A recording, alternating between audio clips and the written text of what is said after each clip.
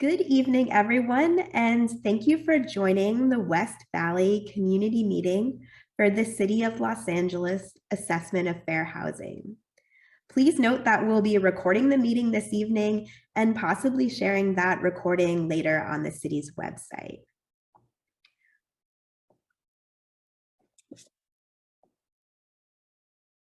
We are excited to have you with us tonight, but before we dive in, we have a few housekeeping items to start with. First, we have Spanish interpretation available for the meeting. So everyone will need to select the language they'd like to hear the meeting in. You can do that by clicking on the interpretation button on the lower part of your screen. It looks like a globe, like you see there in the image on the screen. And from there, you can choose between English and Spanish. Hola, bienvenidos a la reunión que se llevará a cabo esta tarde. Si desea escuchar el programa interpretado al español, favor de oprimir el icono de globo que aparecerá en la parte inferior de su dispositivo. Oprima su lenguaje de preferencia, en este caso sería español. Si desea escuchar el programa solamente en español, asegúrese de escoger que uno llegue a apagar el audio original. Gracias. Thank you. We also have a sign language interpreter, and you should be able to see that interpretation directly below my video. Additionally, the meeting will be closed captioned, and anyone wishing to view captions can click on the link in the chat, which will take you to the stream text site. So I'll pause for a few seconds and give everyone a chance to make those selections. So again, if you click on that globe, you'll be able to select between English and Spanish for your language channels. And if you would like to see closed captions, the link to that is in the chat. One other thing, when you're speaking tonight, we just ask if you could talk slowly so that the interpreters are able to capture what you're saying. A couple other notes about how we'll be using Zoom. When we have opportunities for questions or discussions, you can use the raise hand button to signal that you would like to speak. Just click on reactions at the bottom of the screen and choose the raise hand option. You can control your audio and video using the mute and start video buttons. You can also share questions or ideas throughout the meeting using the chat feature, but we encourage you to share out loud so our interpreters can capture what you're saying for everyone in the meeting. And we'll try to answer any questions you have tonight, but if we're not able to answer you during the meeting, someone will get in touch with you by email afterwards. And I just saw a message in the chat. I'm sorry, I misspoke in our introduction. This is the West LA meeting, not the West Valley meeting. So I apologize for that. Thank you for the person that noticed that. During the meeting, we'll be using a program called Slido to ask a few questions for you to respond to. So if you'd like to open another browser and go ahead and go to slido.com, that's SLIDO.com, you'll be ready when we get to those slides. And when you go to that site, it will ask you for a code, and the code for our meeting is 01215. Those link and that code is in the chat. I'll give you a couple seconds if folks want to set that up, but we'll also go through those directions again when we get to those slides. And then finally, if you are joining us by phone, please use *6 to mute or unmute your sound and *9 to raise your hand. And I'll mention those again before we begin our discussion too. And I noticed we had a few people join, so I will just pop back to this first slide. So everyone in the meeting will need to choose a language channel. You can do that by clicking on the globe that you see on the bottom of your screen and picking between English and Spanish. Ahora notamos de que sí hay unos que han entrado a la reunión, así que nuevamente si desea escuchar el programa interpretado al español, favor de oprimir el icono de globo que aparecerá en la parte inferior de su dispositivo y oprima español. Y para poder escuchar solamente en español, asegúrese de también silenciar el audio original. Gracias. Thank you. Good evening. Sorry. Hello, good evening. My name is Nancy Tuamakobo. I'm with the Los Angeles Housing Department, also known as LAHD. This project, an assessment of fair housing, or AFH, will analyze the fair housing landscape in the city of Los Angeles, essentially looking at whether all residents are able to access housing that is suitable for them, free from unlawful discrimination. It will also look at whether the areas where people live impact their ability to access different community resources and opportunities. These types of studies are required by the U.S. Department of Housing and Urban Development for any city or county that receives HUD grants for community development or affordable housing. Additionally, as of 2018, the state of California also requires public agencies, including cities, counties, and housing authorities, to prepare fair housing assessments. The City of Los Angeles Housing Department will be leading the development of this study in partnership with the Housing Authority of the City of Los Angeles, also known as HACLA. In addition to myself, we have other staff here from LAHD who are represented, and I will turn it over to them to introduce themselves. Hi, everyone. Joel Montano with the Los Angeles Housing Department. Happy to be here with you all tonight, and I'll pass it to Marisol. Good evening, everybody. Marisol Romero, also with the Housing Department. I'll pass it over to Micah. Thanks, Marisol. I'm Micah O'Brien. I'm also with the Housing Department, and happy to see everyone here. Thank you. And we also have staff from HACLA, so I'll turn it over to them to introduce themselves. Hi, I'm Patricia Mendoza. I'm with the Housing Authority of the City of Los Angeles. I will pass it to Billy.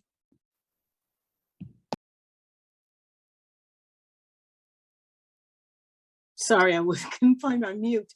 My name is Billy Fairley, and I am also with the Housing Authority of the City of Los Angeles. I'm an ombudsperson there. Thank you, Patricia and Billy. LHD and HACLA are working with Mosaic Community Planning, a consultant firm to assist us in the research and development of the city study. Members of Mosaic's team are here, and I'll turn it over to them to introduce themselves. Good evening. I'm Melissa Mayu with Mosaic. I'm a principal with the company and will be facilitating the meeting tonight. Hi, everybody. My name is Jessica Gay. I'm an associate planner here with Mosaic, and I'm happy to be here. Okay, great. If you would like to contact any of the team about the AFH, you can email lahd.afhpolicy@lacity.org. This email address will be placed in the chat box for reference. You can also send a message there if you have additional input after tonight or would like to be added to an email list for updates about this project. Thank you. Thanks, Nancy. So one of the most important aspects of the AFH is hearing from local residents and other stakeholders about the needs you see related to fair housing and access to opportunity in LA.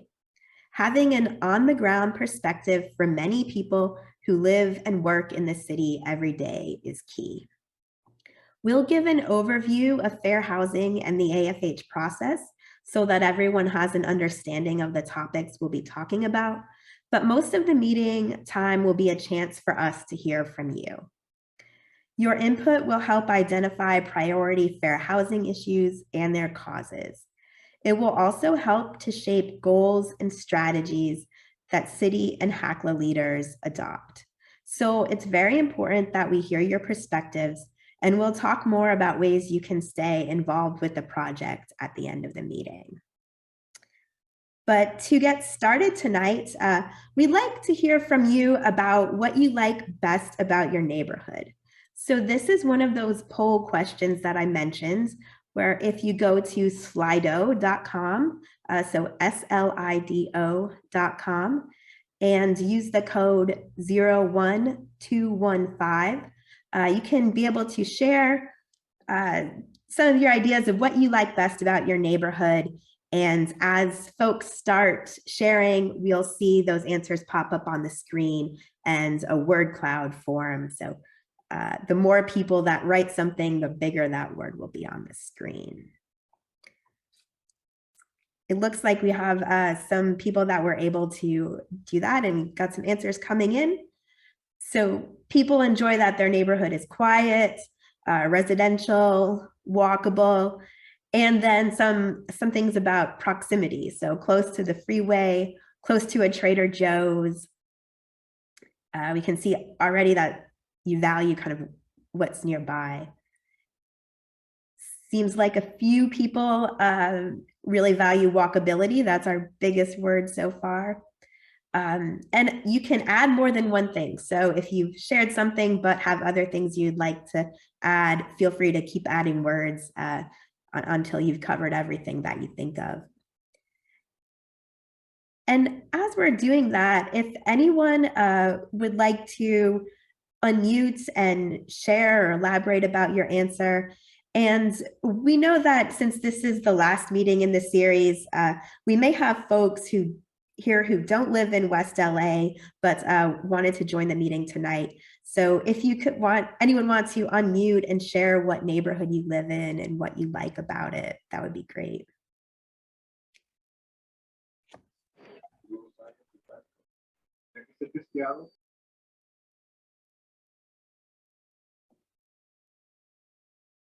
Let's see, Daisy, I see your hand.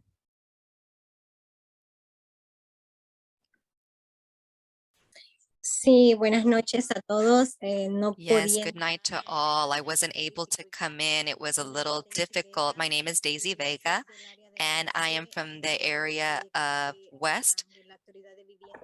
So Los Angeles projects, and there's a group of us that are here. We are 4 people that are here, and we do really like this area a lot, and we're accustomed to associate with all different types of people in the area. Our schools are here, our clinics are here, our children have raised here in this neighborhood, and we want to be able to conserve it as a low-income living area, because here there's a strong hand that supports these areas and different services. There are a lot of people here that work at homes. We do housekeeping. They work in hotels, restaurants, bars, in close by businesses. If we were to be moved out of our area, we wouldn't be able to come work in these areas, and this workforce would be lost also, and the fastest workforce available. And our children also would have the opportunity to be able to have access to the schools that are here in this area and to be able to have a different change of life. We want to conserve our area, and we're opposed to these other private we are opposed for our areas to have that historic title removed. Okay. And for those that want to do something, they have to, instead of, they have to help us to be able to conserve it, to make it a better area, and to be able to associate with us as well. We're not segregated. We are part of a community, of a society, and they shouldn't see us as if we are segregated. I'm going to ask my companions here if they have something that they would like to add. Would you like to talk? Lourdes?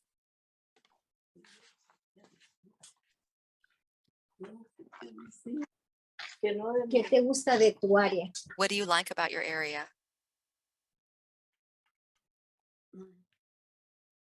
Well, I like everything about my area here.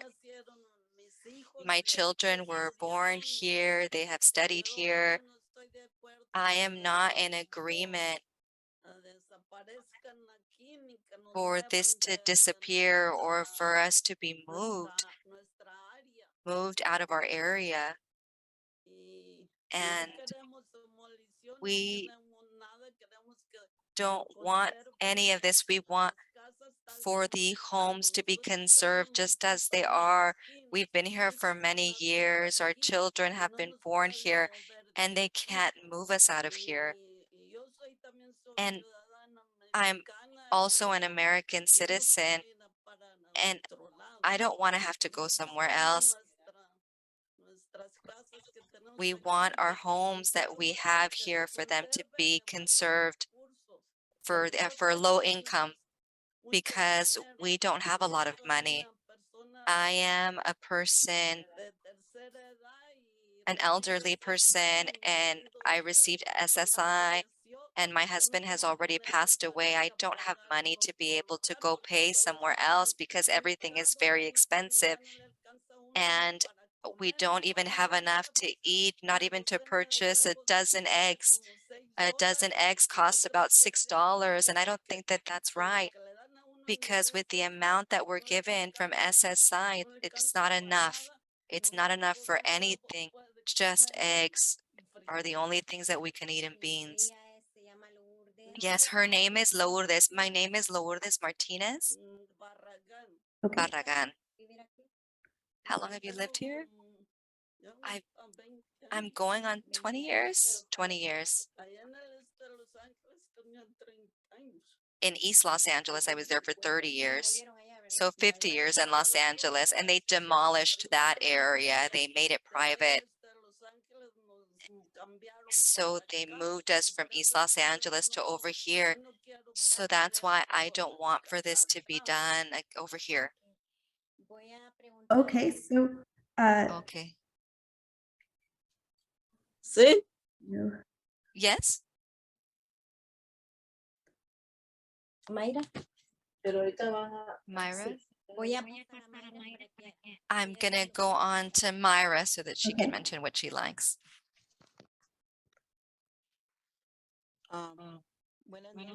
Good night. They can see you. They can see you. Yes. Oh, really? Do you want me to hold it here? Okay. Good night. My name is Myra Garcia. I just wanted to say that if you could please not move us from here, don't take us out because truthfully, this is where our roots are, where our children have been raised.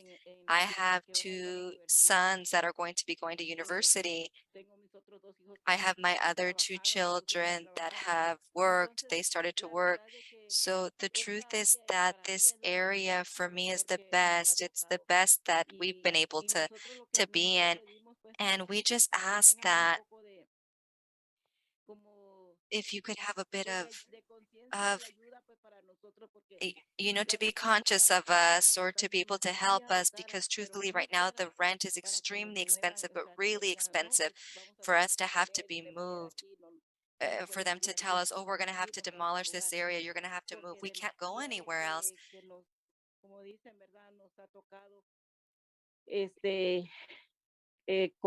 Because with our children, with everything that we've gone through, and truthfully also, I work. Mhm. We are workers. And so the truth is that sometimes I'm not able to go outside and work because of the gasoline being so expensive and that we don't have enough. So I work here. I take care of elderly people.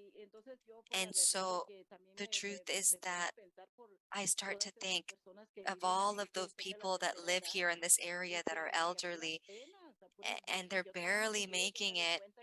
I work with them and I see that they're barely paying their rent as well. They're purchasing their food and it's costly. And so for them to have to leave it, no. And the truth also is just that. I wanted to say that if you could please to be able to have your hand over your heart towards us that are low income. Truthfully, we are low income.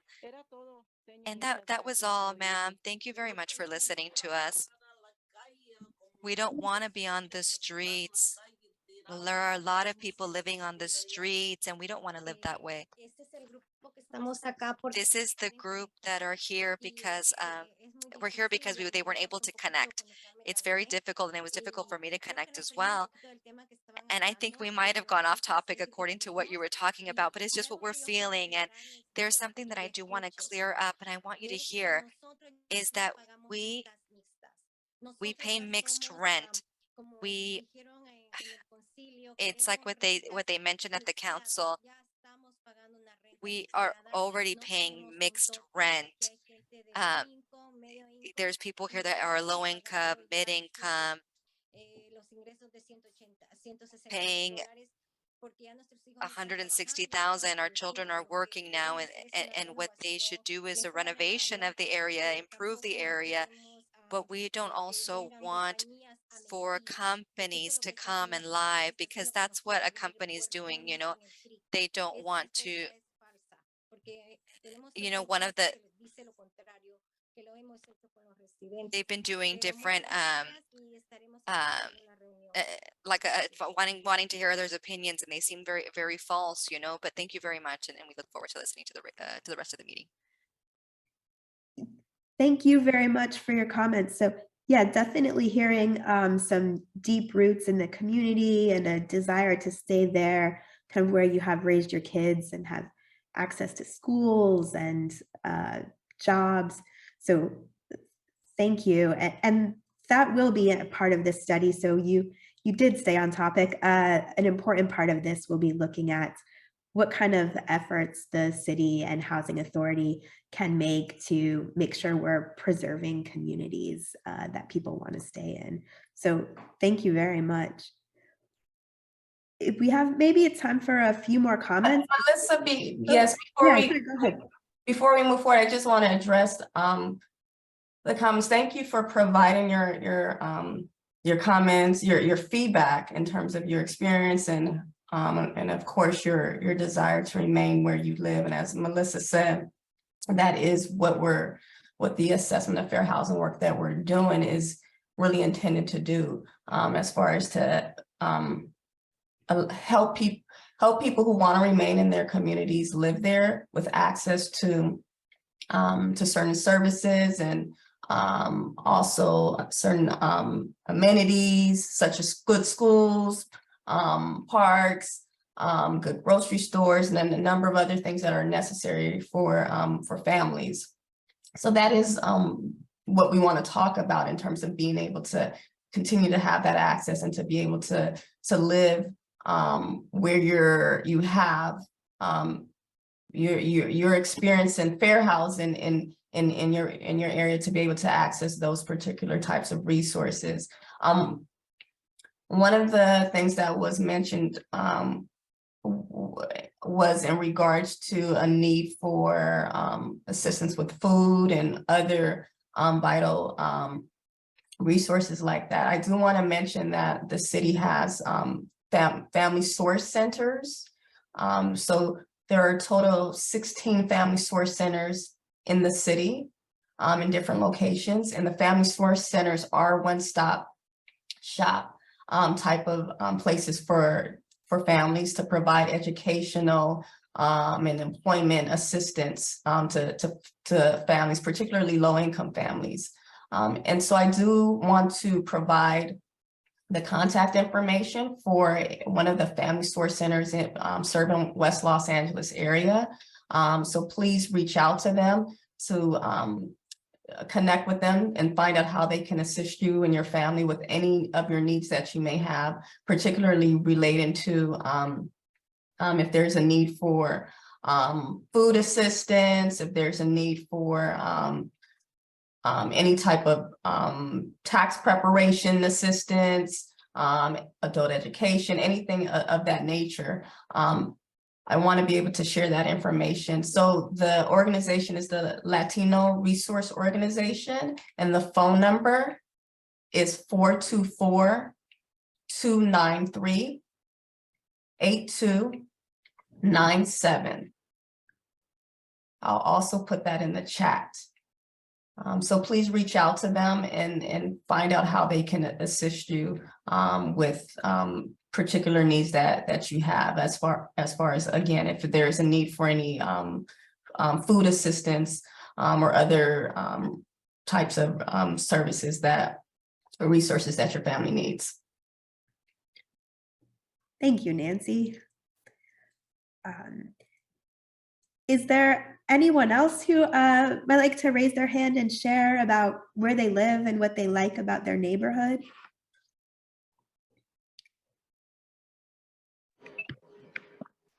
Let's see.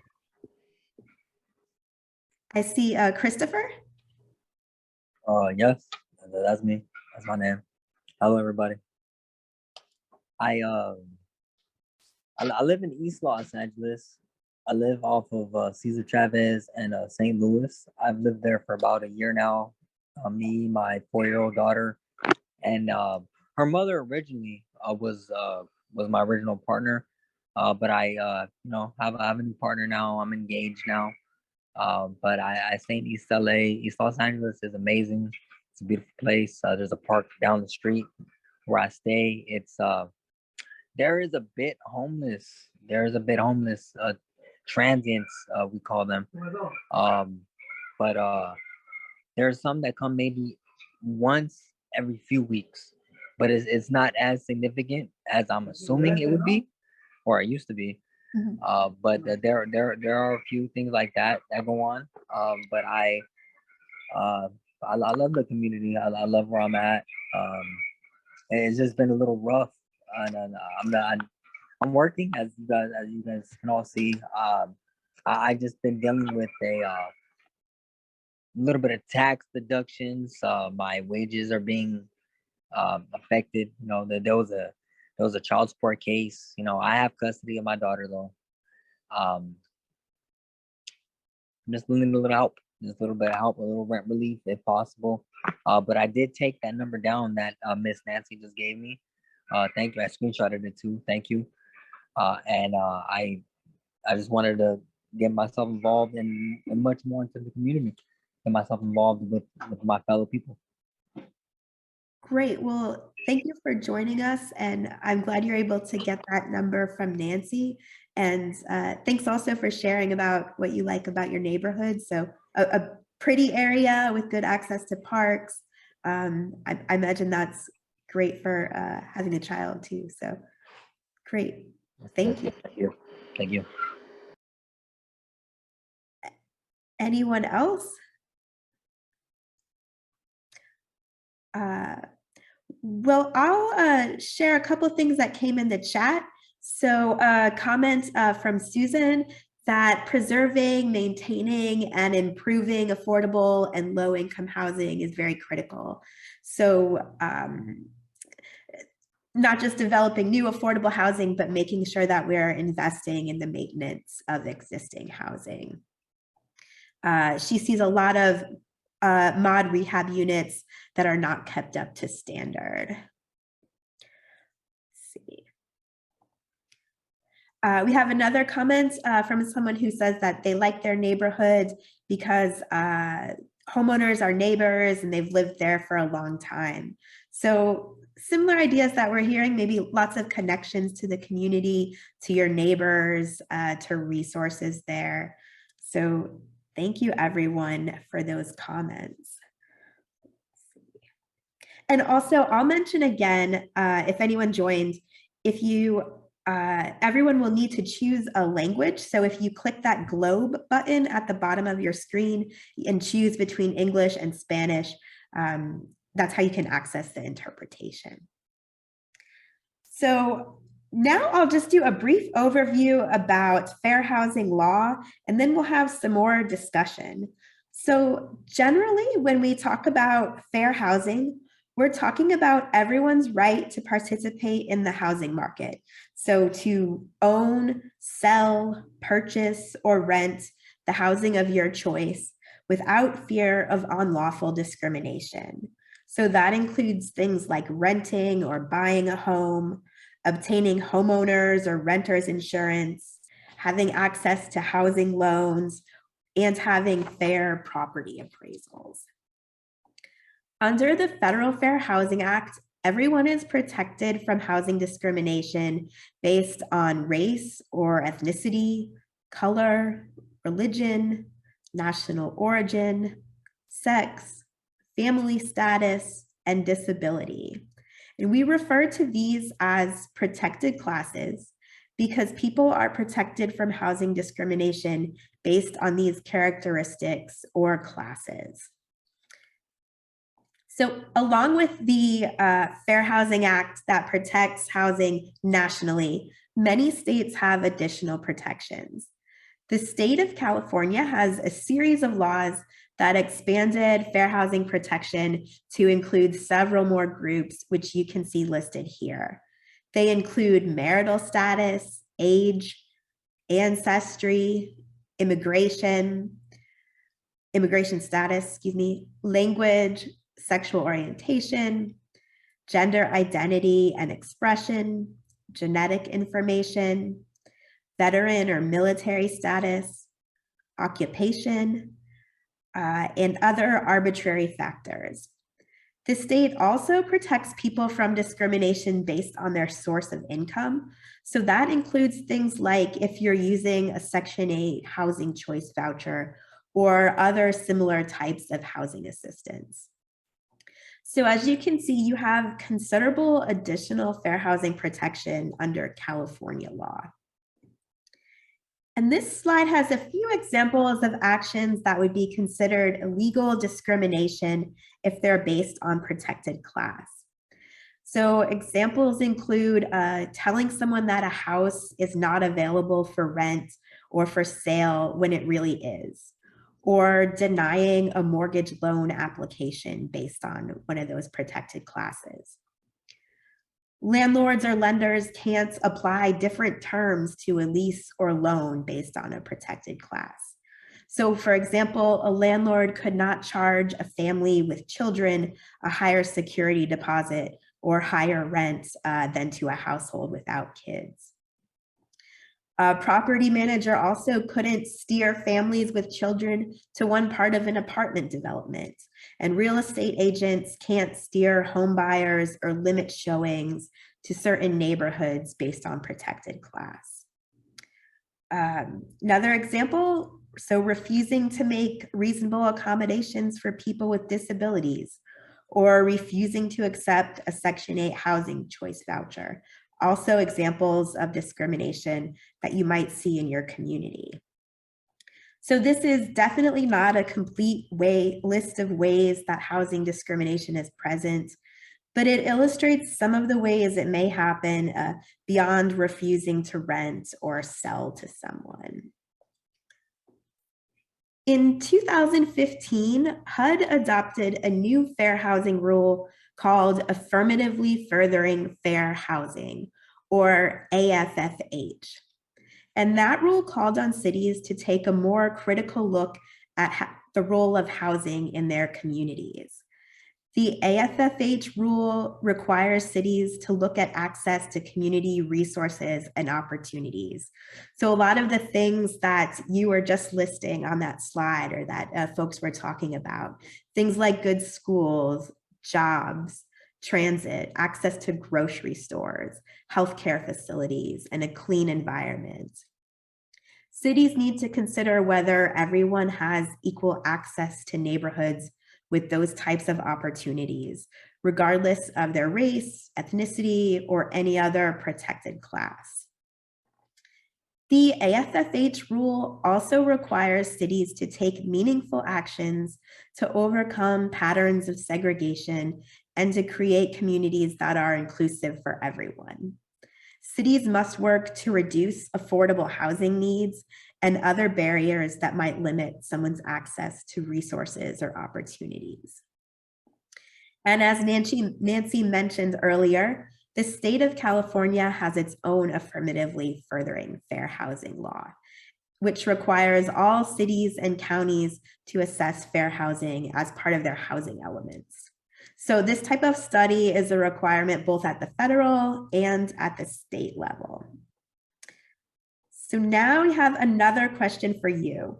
So thinking about topics like that, fair housing, affordable housing, or being able to access resources in your neighborhood, what types of needs do you see in your community? So you can go to slido.com, or maybe you kept that browser open and use 01215 to share your ideas.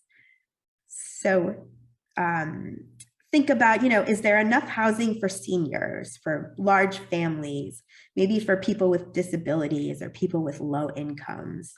Are people able to access that housing pretty fairly?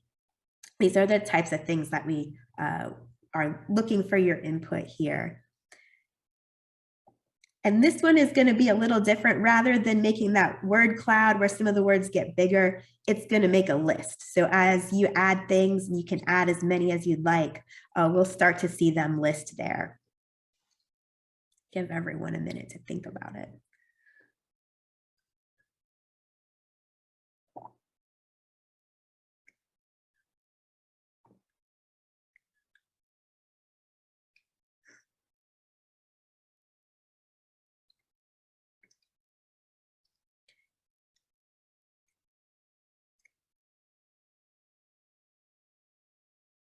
So housing with mental health support, resources for newly homeless families, be due to a kind of disaster, home fire or a flood. Let's see, there's lots of new housing developments close to transit, but not low income housing. Okay. Melissa, we just got a request in the chat to repeat the The question. question, yeah. Sure, sorry. So the question is, what types of fair or affordable housing needs do you see in your community? And I mentioned a few to get you thinking, things like maybe housing for large families, for seniors, people with disabilities, but certainly that's just a couple examples. You might see lots of different things in your community. And if you're unable to input your responses in Slido, you can also enter them directly into the chat. So we have some comments that housing for seniors and housing for people with disabilities is likely limited. And housing for both of those groups would ideally be on a first floor or one-story home. So affordable housing for domestic violence survivors. Thank you. And if anyone would like to raise their hands and share their idea or elaborate on what you wrote out loud, that would be great.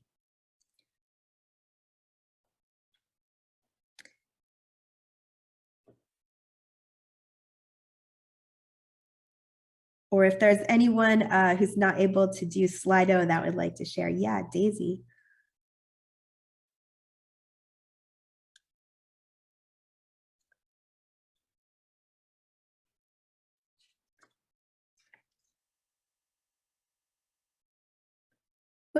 Daisy, are you able to unmute and share your comment?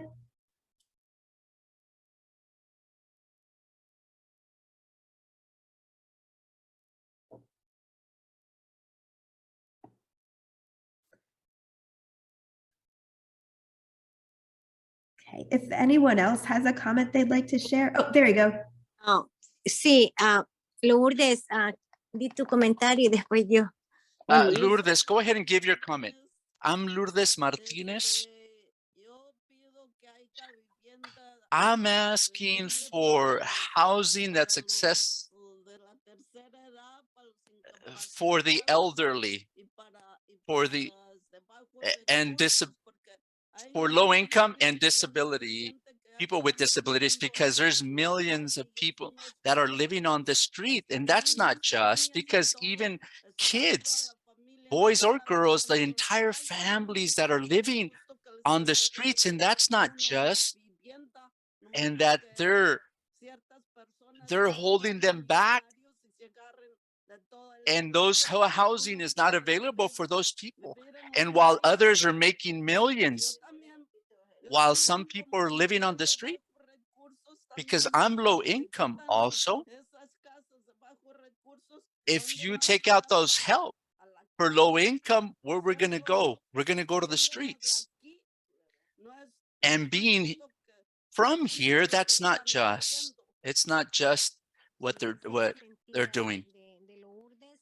So that's her feelings, Lourdes's. And I also share her feelings because she lost her husband.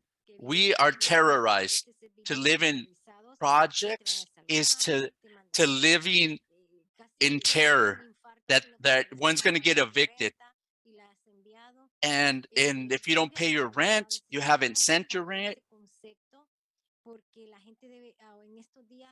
Because people should be more relaxed. And there's a lot of suicides because they can't pay their rent or they don't have work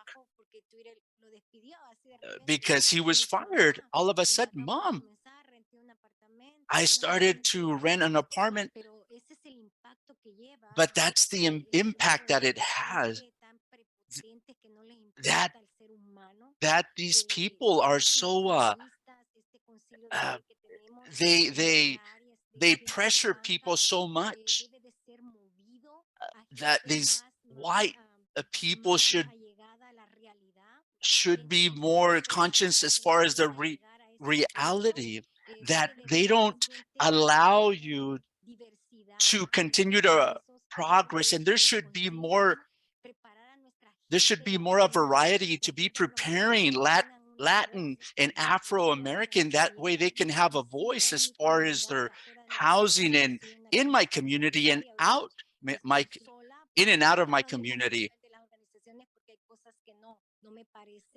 Because some of these programs in the community also there's a lot of stealing even within the certain programs because they're stealing from the elderly and they've been abused physically and they're not allowing them to have housing because they don't want to be in nursing homes because those people there are like zombies. And yet when the elderly are able to live with family,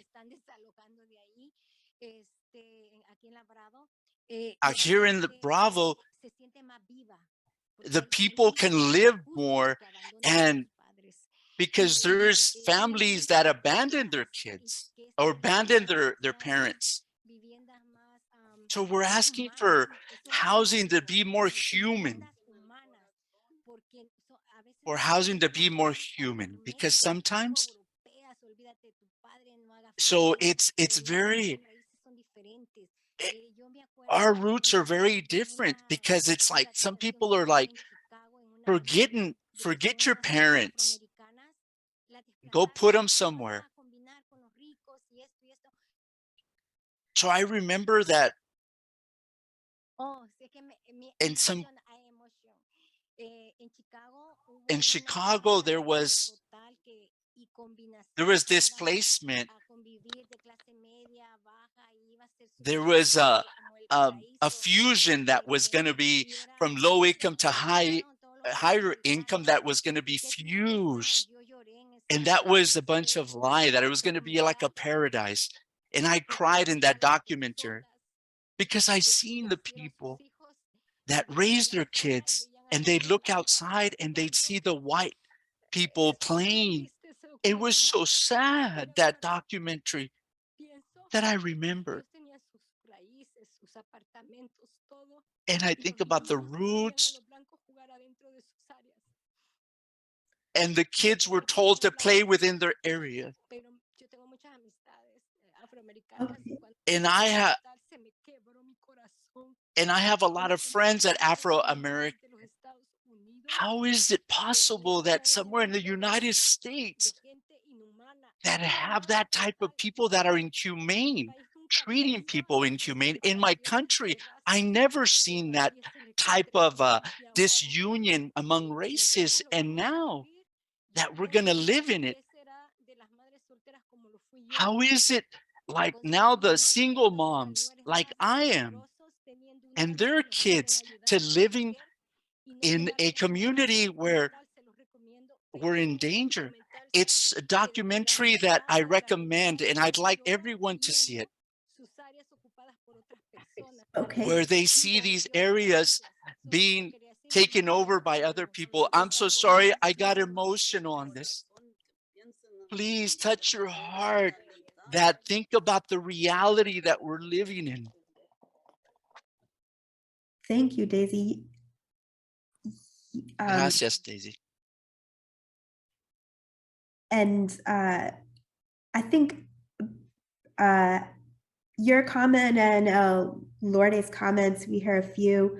So the importance of housing for multi-generational families. So grandparents can continue to live with their children and grandchildren, making sure that we have safe neighborhoods where diversity is encouraged and folks are able to live together. It sounds like you're referencing documentary that took place in Chicago as well that touched on some of those issues.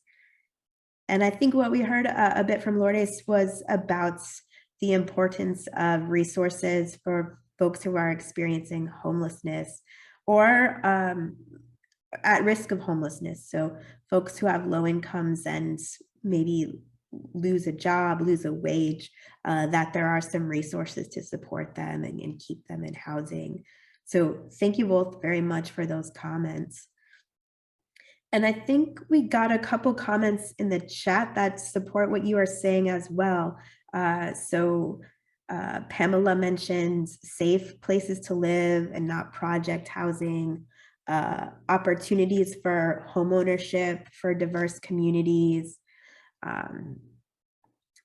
She mentioned also housing for people with physical disabilities and mental health needs. So thank you all for those comments.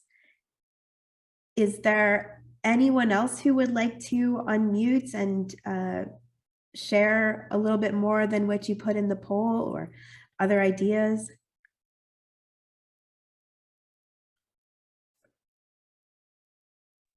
Hello. I am currently on my mother's Zoom, but my name is Esther Castellanos. I am a teacher at Brella from Playa Vista, and I can say that I have grown up in public housing my whole life, and I currently still live in public housing, and it has allowed my mother to provide a safe and roof over our head, if anything.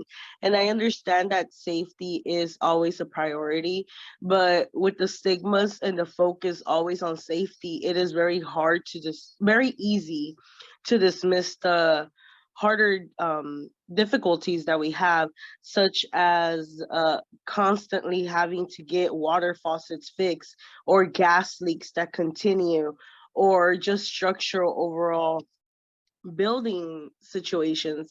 And I feel like every time we talk about maintaining or helping or providing a different plan for the projects or getting better buildings or different structures and dropping it down, there's always this fear that we're gonna receive the same impact that Jordanstown received, because I was part of that impact, having to choose between a check and coming and moving over here. It was very difficult and it was unsettling for my whole family, just randomly having to be placed in a different city. And it's not that far, but it is, like they were mentioning, schools being moved, doctors being changed, and jobs.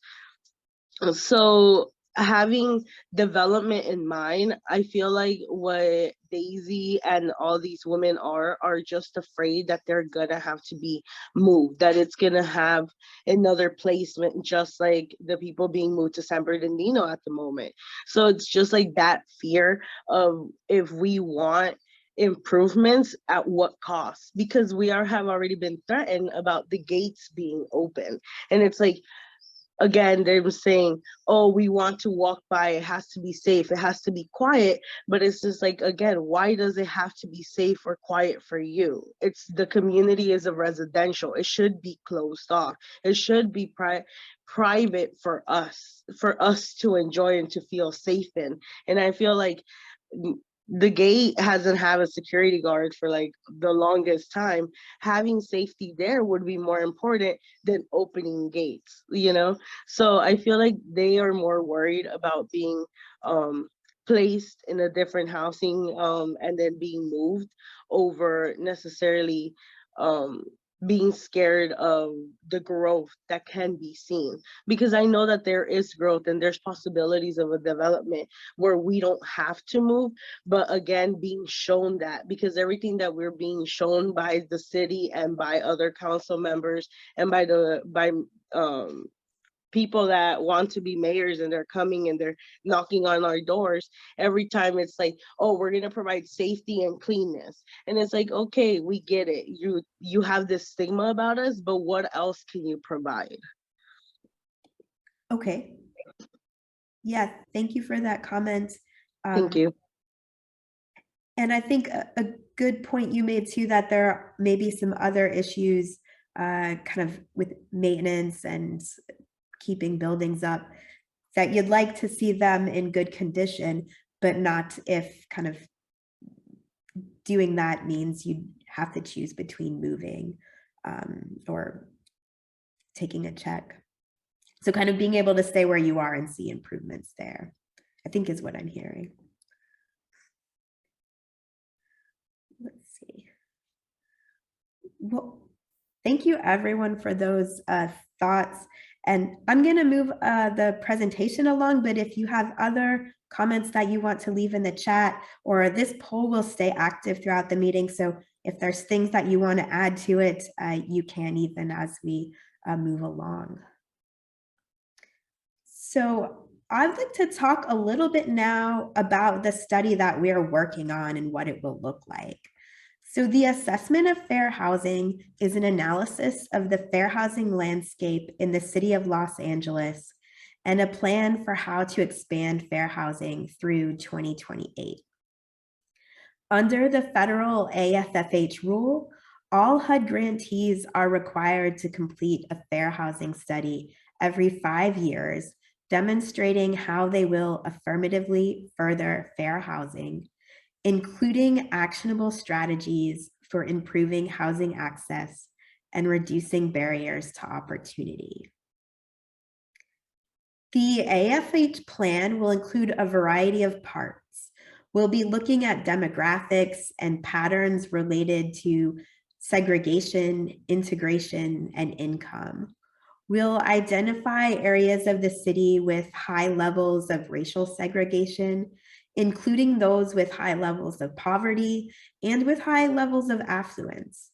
We'll also look at access to opportunities like schools, jobs, transit, clean environment, a lot of the things we've been discussing tonight, and whether everyone throughout the city has access to these types of resources. We'll consider housing costs and whether affordable housing need varies by protected class. We'll also look at public housing, tax credit developments, and other types of affordable housing. So looking at what is available and what parts of the city it's located in. The study will also include a focus on disability that considers whether people with all different types of disability are able to find suitable housing in an area that they choose.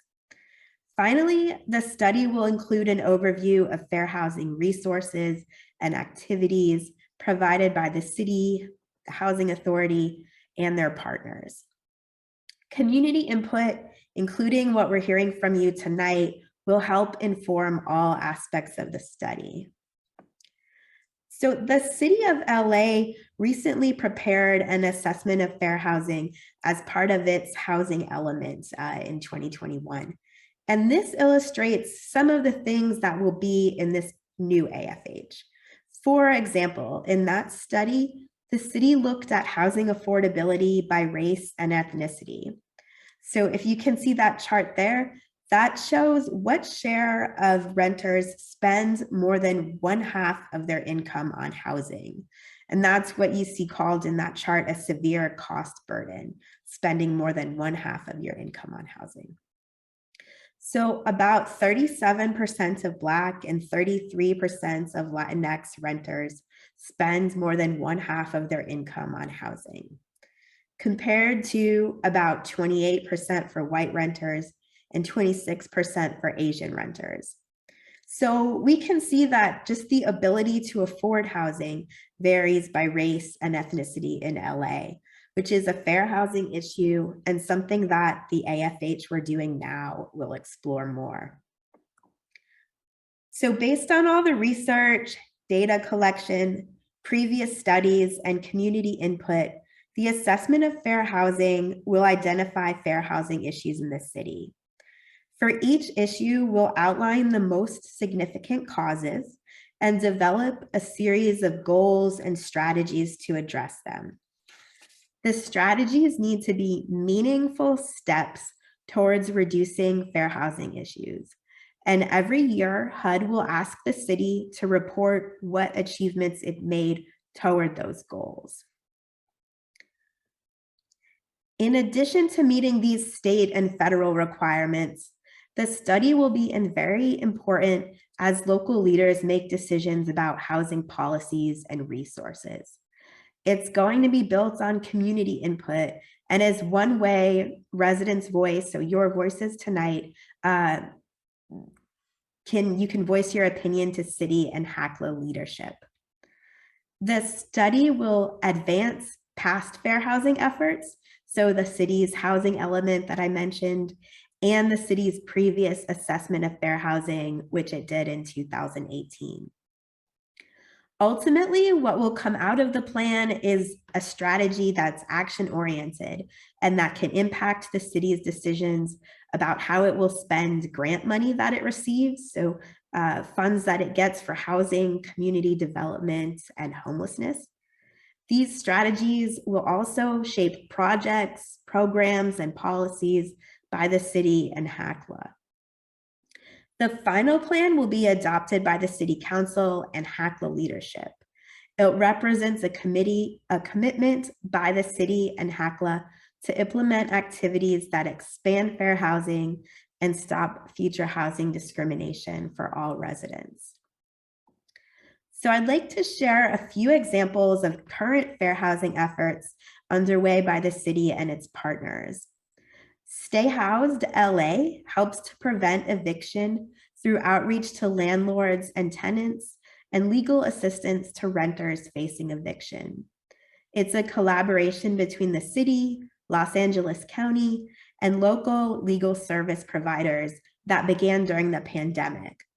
And it responds to the need for tenant protection that was one of the contributing factors identified in the 2018 Fair Housing Study and the city's housing element. So it's kind of an example of the way the city has been putting its previous studies into action. Another example, so another approach designed to improve fair housing for residents is the city's tenant anti-harassment ordinance. This law prohibits landlords from harassing tenants by removing housing services, ignoring repair requests, refusing to accept rent, or doing other things that interfere with someone's ability to enjoy their home in peace. The ordinance was a strategy that was outlined in the city's 2018 Fair Housing Study to respond to displacement pressure and the lack of affordable housing. And the more recent housing elements from last year identifies some additional work related to this ordinance. So it says that the city and its partners are going to do some education and outreach about the anti-harassment ordinance. Then we'll get to another discussion soon, but just wanted to share a timeline for the project. You can see from this outline that we'll have more opportunities for public inputs throughout this AFH process. That includes this meeting and 6 other meetings we had earlier this month, along with a series of stakeholder meetings and focus groups that we'll have early next year. We also have a survey open that we hope everyone will participate in, and we'll have a link to that later in the meeting. Oops. Then in the spring, we'll want to hear from the community again to present to you what we heard, what we feel like are the draft fair housing issues that we heard from the community, and get your feedback on them and strategies to address them. By the summer, we anticipate we'll have a complete draft of the AFH for public review, and then we'll make any final revisions to prepare for its approval in August by City Council and HACLA. So that was a lot of information. And at this point, I'd like to pause and take any questions so far. So if you have a question, use that raise hand feature so we can see you, or if you're joining by phone, you can use *9 to raise your hand and *6 to mute or unmute. And you can also leave questions in the chat and we'll try to get to them.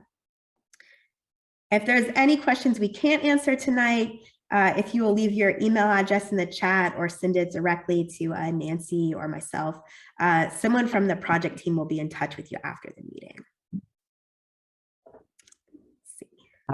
Hi, Melissa. Yes. We just wanted to share that Yvonne did put a question earlier. This was kind of examples that you were sharing about discrimination. So asking why can't you charge a higher rent to families? There are more people in the family. So I think this was just an example you mentioned about how the family discrimination occurs in a rental. If you can just elaborate on that example. Sure. Thanks, Joel. And thanks, Nancy. Or excuse me. Thanks, Yvonne. So in that case, you could certainly charge a different rent for different size units. So a unit with more bedrooms, you could charge more for that. But if it's the same unit, so say it's a 3-bedroom apartment that you're renting, you couldn't charge a different price to a family with a couple kids than you could to maybe a couple without any kids. So if it's the same unit, you'd have to have the same prices regardless of who is renting it. If it's different sizes because there's different people there, then you can have different prices.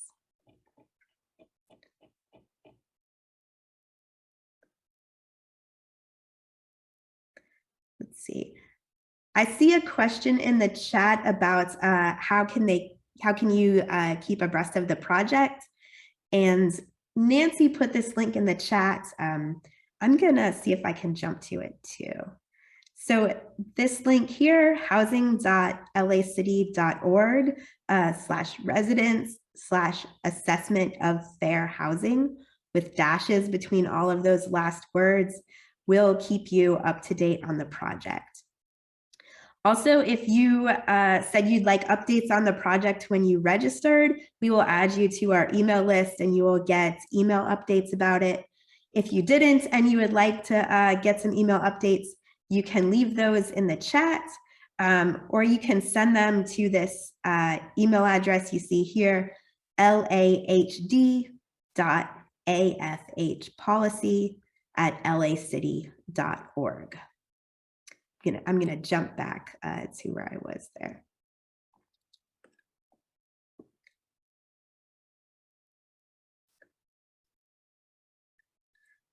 Any other questions that you'd like to say out loud or that we've got in the chat?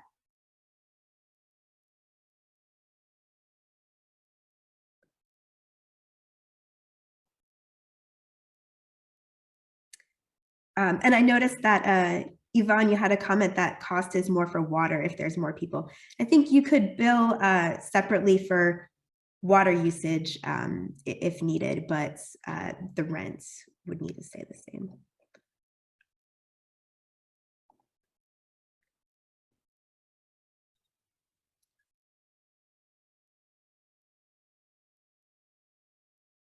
Let's see. I don't see any other hands raised or comments, so or questions in the chat. So I will jump to our next discussion question, which is about fair housing services in Los Angeles. So this is something that we'll be looking at in the study, what kind of resources are here, and importantly, do people know about them? So what we're asking you here is, we talked a little bit about Stay Housed LA and the tenant anti-harassment law that help protect renters. But are there other agencies you know about that would help protect people's housing rights, or maybe they provide some fair housing education, a place you might go if you had a housing discrimination complaint? Let us know what types of services you know about. And again, this is at slido.com, and the code is 01215.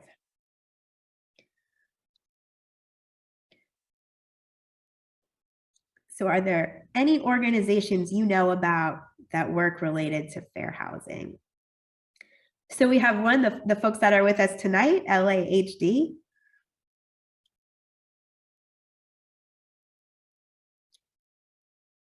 Anyone else? And it doesn't have to be city departments. It could be other organizations that do work around fair housing.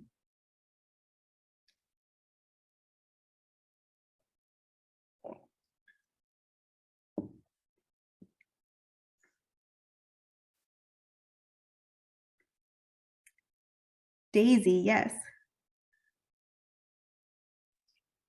Sí, yo tuve un caso de un acoso. Yes, I had a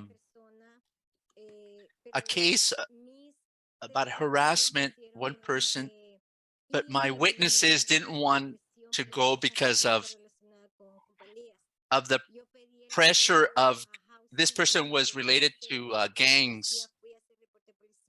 So I went to do a police report. They started investigating, but this person had a lot of influence on the community, and there was 2 witnesses that were able to do, and they protected them and myself, and they were police, internal police in housing. And at that time I said no because my mind was kind of blocked. And I was able to reflect on this because I told my organization what had happened to me, and I told housing also. And the organization, there was a lot of myth. They didn't back me up. So the housing should be, they told me, listen, be quiet. You're going to cause too many problems. So that should be separated. And I've told Eric Brown, that he's the executive that's in charge of this area, that they have to separate because their own personal, they're hiding this important information. And this person has a food bank, and he uses this food bank to be able to, and now they're looking at my case, and now I can respond more and I can share more information because at this moment I'm able to do it freely. And now my mind's more clear and more centered as far as what was having. This person was in the executive, and this person was going to be part of the director's table in 2.5 years, was going to be part of as far as 2.5 years.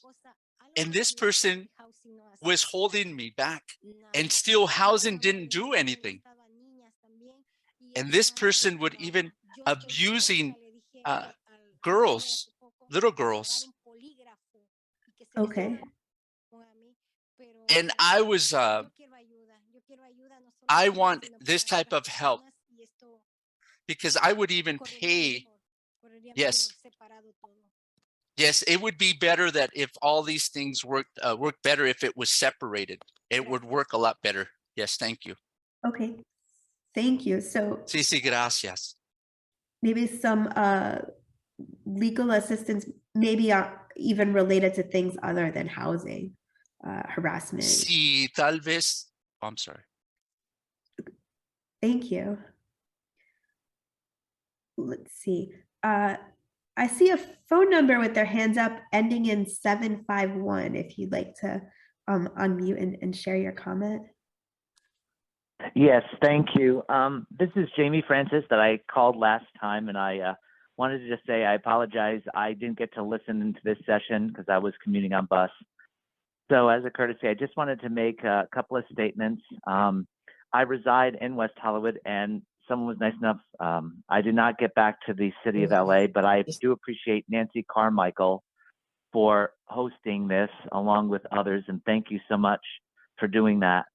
I just wanted to give you my experience and just let you know what I've experienced with the West Side area, which is probably the most hardest to sustain and remain, if not to rent, especially in the Playa Vista, Playa del Rey. You got the Mar Vista, you have Marina del Rey that falls under the county jurisdiction, just like West Hollywood, but it's from Brentwood all the way west. I have tried for the last 12 years to just remain in this area, and I could only remain in West Hollywood. I couldn't move further west, as you know, with the West Valley is one region, and then the West Side. It is very difficult, and I've experienced, people saying we will not accept Section 8 vouchers because it wasn't enforced legality-wise. Before Governor Newsom, there was Governor Brown, and he never really enforced it or had protocols in place. And that's what allowed no-fault evictions. That's what allowed people from asking if you have a job and what's the case of your disability, or not even returning a phone call. And that happened to me a lot in the Marina del Rey area and the Santa Monica area and the Brentwood area specifically too. When I looked around for a studio or one-bedroom apartments and said, I like to look at the unit, and when they heard that I had Section 8 or they said, well, verify your income, they would say, we don't have to take Section 8, nor do we need to, and why did you waste our time? And that's the policy. I don't even disclose when looking for an apartment because people will, ridicule you and then say, no, we don't have to take it. When you press them and ask them, they refuse to answer, or they won't follow up with a phone call, or they say that, well, we're sorry, but you need to go. And one, accused me of trespassing because it was solicitation. So that's what I mean to say. When you look for an apartment and they don't take any Section 8, or they still use this and say, well, you use deed restriction, and that's notorious in Santa Monica or the West Side, especially Brentwood, as well as I found in other parts of Marina del Rey, they kept on saying deed restriction, or we don't have to because it's not part of the law. So you really have to have a thorough process to say this is what will happen to these properties or management companies or these new apartment builds that must be aware of the law, that when someone has Section 8, one, they have to accept the payment standard, and if not, they have to tell you why. And I alluded to this last session. I don't want to keep up the line, but that was what I really want to say, that they up the price of cost of the apartment where they disqualify you and don't show that they're not taking Section 8, all by default because their rents are too high, or they increase the rent within a year or two. And this happened in a Del Rey area, like I mentioned, where, all of a sudden it went from 1680 to 1805. And they said, well, this is considered a beachfront community or a beach access community or a marina community. And so we can do that. And it's almost like the city has to play catch up. So I just wanted to say what I've had to experience, and out of it, I got nothing. So I will be contacting the city. But Nancy, if you could, like I mentioned, if you could reach out to me, I really would like to work with the housing community development just to see that these developers are not getting tax breaks or tax credits or incentives and the property owners, and yet they're denying Section 8 tenancy. So they literally are accepting a subsidy or accepting tax breaks and yet not having inclusionary housing. And thank you for your time. Thank you, Jamie, for that comments. And I think we've heard that a lot throughout this series of meetings, that kind of enforcement of the law that you have to take Section 8 is a pretty significant fair housing need. I think Yes. Nancy want to add something. If I can add, if there's an issue in terms of owners or landlords not accepting Section 8 voucher holders, then I would, when we could put it in the chat, if we haven't done so yet, it would be the Housing Rights Center. That is the entity that will be able to address that issue. They are our enforcement agency for that particular issue. So I would direct you to them. So I know you're on the phone, so if we can pull up, as soon as I can get that phone number, I can actually, it's right here. So if you can take it down, I will speak the phone number to you. Well, Nancy, I'd just like to make a point. I've been in touch with William 2 years ago. And that's the thing, is that the Housing Rights Center, they are stipulated, because I talked to them or called them 3 times over the course of 3 years, especially in what happened to me in Brentwood and Marina Del Rey. What they said is that you have more of a case if you are being evicted, or if you have grounds, say that you have a disability or a pre-existing condition, or you have family or a child. They said to me, if you are not in that unit and you're trying to move and they deny Section 8, it is very hard for us to make a case. It's only for those people who are on Section 8 who are getting LS'd out, or for some reason the landlord wants cash for keys, then that is illegal and they can have a county jurisdiction or a city. But they had mentioned to me, and William was very sincere in saying this, you have no plausible case because it's very hard to prove in a court of law. And if they want to take us to court or they want to hide behind their attorneys, they can do so. And if you're not in the building and you want to consider it, it's a one and done. So you have one shot, they say. If you want to take this, opportunity to maybe call out this developer, but if you don't already live there and you want to do that, it could jeopardize your future housing. And if we fail, then we can't take another case, because they don't want to flood the channel of somebody who is looking for housing opportunity. They're not there for that. So I just want to let you know, Nancy, and other listeners, this is what happens. If you call the Housing Rights Center, you need to have more of an ironclad case, or you have to prove discrimination, because it's very hard. And if it's basically for you to be evicted, or you have intimidation, like landlord intimidation. But if you're looking to call them out saying, why are you not taking Section 8 and what's going on, like I had, he said it's a harder case to prove. And since you're not already there, they don't really have to rent to you or give you a reason what happened. It's almost like you have to go through arbitration. So that's why it's like a moot point. So I wanted to let you know that, Nancy. That's what William told me. If they've changed their policies, but he said because there's such an influx and so many people being evicted, that it's become a housing crisis in that matter. And now they're dealing with eviction mitigation rather than housing opportunity. I see. Thank you for that. And I'm glad you reached out. And we're hearing from others in terms of that being an issue, in terms of the actual enforcement of the yes, source of income law that we have, in terms of prohibiting discrimination based off of not just Section 8, but other third party or whatever, payment subsidies that folks have. And the issue is the enforcement aspect. And it's we've heard that, and quite honestly, even prior to during the development of the policy, before it was something that was finally completed and adopted, it was simply that in terms of the enforcement aspect, knowing that would be a challenge. And it seems, as though that is what we're experiencing now that it's in place and it's being implemented. And I would say that is one of the things we're planning to continue to definitely talk about through this AFH process. And we're going to have additional meetings, particularly including Housing Rights Center, as well as other fair housing organizations, to really talk about and try to determine how we can address that. What does that mean in terms of having something in place as far as the actual to be able to enforce this policy that we have, because it's not just the city policy we have in place, but it's also state law. And so this is an issue that perhaps it may be a matter of, legislatively, what needs to happen. Exactly. In terms of what we are recommending, as a city, and it's something that we will want to consider. I believe consider just locally in terms of what we can do, but then also taking it up to the state level.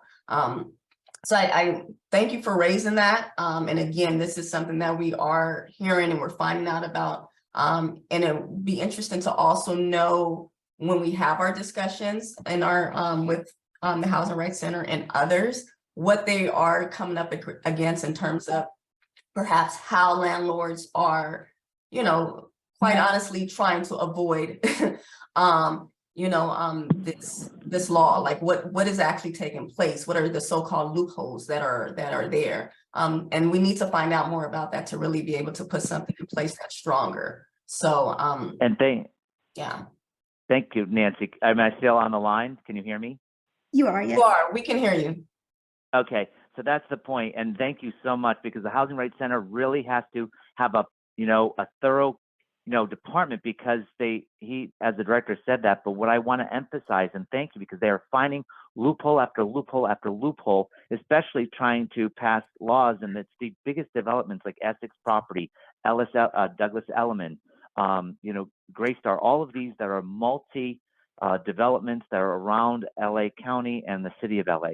What they have to enforce, and what I want to emphasize, and hopefully I can speak on myself and a lot of the other people in distress, they are finding ways to charge these apartments from Brentwood to Woodland Hills to even parts of Hollywood and surrounding areas near West Hollywood, that it's like near the Grove area, the zip codes. They're basing it, and they're saying to me, oh, well, if we take Section 8, you're going to be in Lancaster or Palmdale, or they're secluding you. And then when you go to look at the unit, they're like, well, these are $2,400. And they've said to me, to my face, we want that paid in full. We are not going to take the payment standard. We want the city or the county to pay us what we're asking for.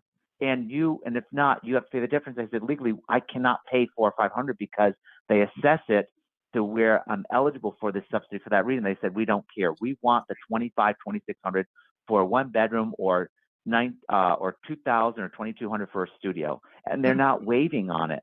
So that's the point. The state really has to enforce, saying, if Section 8 is this and this is the payment standard, we will try to wiggle room, and we will try to let the tenant maybe pay 10 or 20% max, but you have to have some leeway. So that's also a loophole they're getting around by overcharging for a unit, and that's notorious in Brentwood and Delray and Woodland Hills and West Hollywood and parts of Brentwood and bordering Santa Monica and Mar Vista. It's notorious, and it's Playa Vista, not forget that, and Encino and all of the above. I mean, you're dealing with 30 or 40 square miles of landlords basically denying you or discriminating against you. So I'm sorry for holding up the line, but thank you. I wanted to just give you that feedback. No. Thank you, Jamie. This is really great information. And just so you know, our meetings are being recorded. So this one is being recorded. You shared quite a bit of information, which is great. So we're gonna go back to this recording and pull, pretty much need to synthesize the information you provide. Because this is very key in terms of the feedback that we need to have, what you're experiencing, what you're being told, and pretty much how, how landlords are trying to deter folks and then and redirect them. In turn, those who are voucher holders to live in areas that perhaps they don't want to live, to move further away. And then just the changes in the rent amounts, which is not, as we know, and you've heard of it, that is a huge for housing concern. So all that you provided is something that we are definitely going to we'll need to listen back to, summarize, and be able to really address. So this is great information. And so thank you for sharing this. And thank you for holding this meeting. I really do appreciate it, Nancy. Thank you all for doing what you're doing. It makes a big difference, because we need something like this. And now it's just the enforcement arm that we have to penalize and go after these landlords or these developers and these management companies that are notoriously doing this and scrutinizing, because they don't want Section 8 and they're finding any excuse. So thank you again. Yeah. Thank you. And just one more thing, I know we're close to time, but what I do want to state is that we're going to have additional meetings, and one of the upcoming meetings will be talking about simply that, in terms of what are the actual ideas, what are the actual solutions. When we get to a place where we're able to really further develop, what our goals and strategies are. And this will definitely be one we want to be able to properly develop, right, and include in our report. So when we get to that point, of course, we want to be able to hear from you again.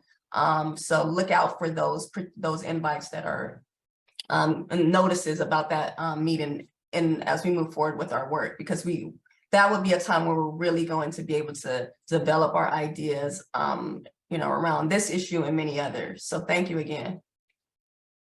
And I just wanted to add to that, in addition to what we're hearing from people in these meetings and through the survey, the location for where people who have vouchers live is going to be one of the data points that we'll look at too. So looking at different census tracts, different divisions, geographies throughout the city, and kind of where do people with vouchers tend to live. So we'll have kind of some quantitative data and some qualitative too on that issue. So just wanted to note that. I know Pamela added a few other fair housing services in the chat, things like the Los Angeles Tenants Union, the Housing Rights Center, mental health advocacy services, and disability rights.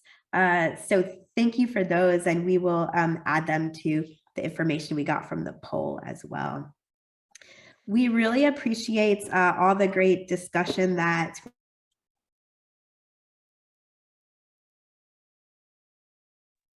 Sorry, I think I just got muted. We really appreciate all the discussion that we've had with you tonight, and would encourage you to stay involved in the project.